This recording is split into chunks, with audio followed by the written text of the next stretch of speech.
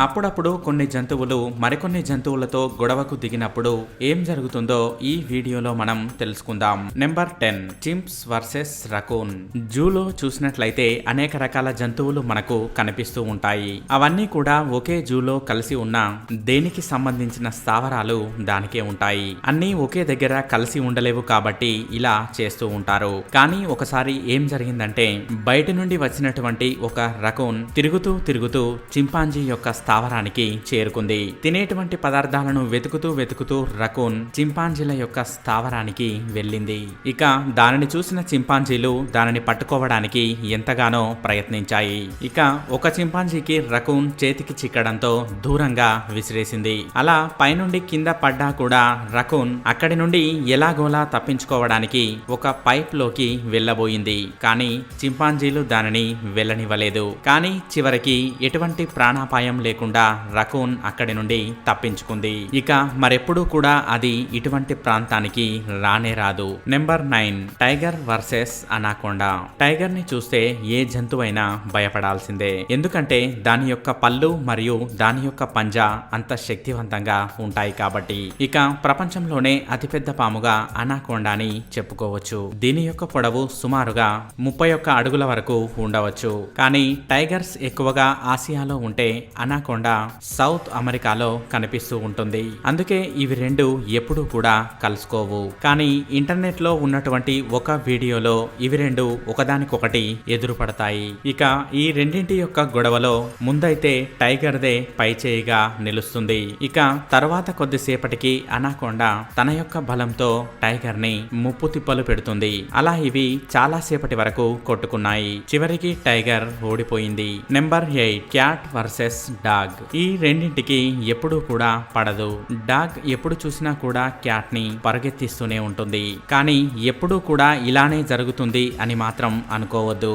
అది ఈ వీడియో చూస్తే మనకు అర్థమవుతుంది. కారులో ఉన్నటువంటి ఒక క్యాట్ ని డాగ్ డిస్టర్బ్ చేయడం మనం గమనించవచ్చు. ఇక దానితో కోపం వచ్చిన ఆ క్యాట్ డాగ్ మీదకు ఎలా వెళ్తుందో మీరే చూడండి. దీంతో ఆ డాగ్ కూడా కోపంగా ఉన్నటువంటి క్యాట్ ని గ్రహించి కామ్ గా ఉండిపోయింది. చూసారా కుక్క పిల్లికి ఎలా భయపడిందో. Number 7, hippopotamus versus rhino.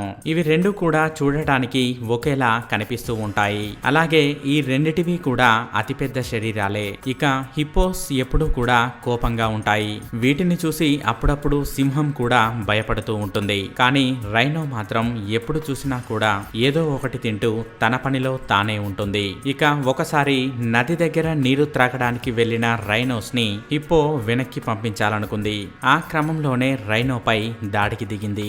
దానితో కోపం వచ్చిన రైనో ఒక్కసారిగా గట్టిగా అరవడంతో హిప్పో అక్కడి నుండి కామ్ గా వెళ్లిపోయింది.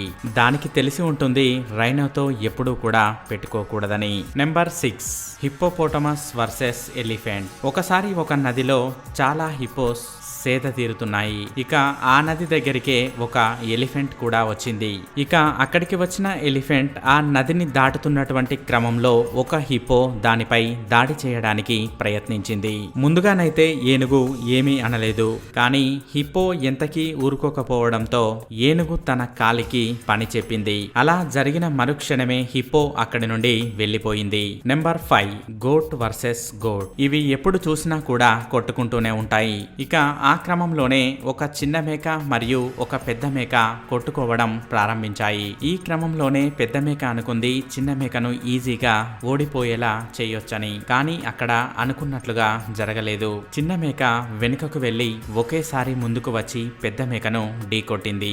దాంతో ఆ మేక ఒక్కసారిగా కింద పడిపోయింది. చూసారా ఏం జరిగిందో. అందుకే ఎప్పుడు కూడా దేనిని తక్కువగా అంచనా వేయవద్దు. Number 4, angry sheep.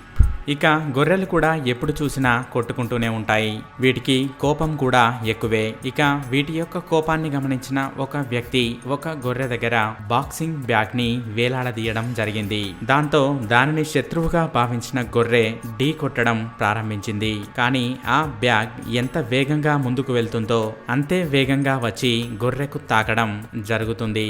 దీంతో మరింత కోపం వచ్చిన గొర్రె ఆ బ్యాగ్ ని ఎన్నో రకాలుగా ఢీ కొట్టి కింద పడేయడానికి చేయడానికి ప్రయత్నిస్తూనే ఉంది. కానీ నిజానికి గొర్రెకు తెలియదు అది ఒక బ్యాగ్ మాత్రమేనని. Number 2 lion versus wild boar. Wild boar అనేది ఎప్పుడూ కూడా చాలా కోపంగా ఉంటుంది. అవసరమైతే ఇది మనుషులపై కూడా దాడి చేయగలదు. ఇక అప్పుడప్పుడు లయన్స్ కూడా వీటిని వేటాడుతూ ఉంటాయి. ఇక ఒకసారి ఏం జరిగిందంటే 2 సింహాలు కలిసి ఒక వైల్డ్ బోర్ ని వేటాడాలనుకున్నాయి. ఆ క్రమంలోనే దానిపై దాడికి ప్రయత్నించాయి. కానీ ఎంతో కోపంగా ఉన్న వైల్డ్ బోర్ ఆ 2 సింహాలపై దాడికి ప్రయత్నించింది.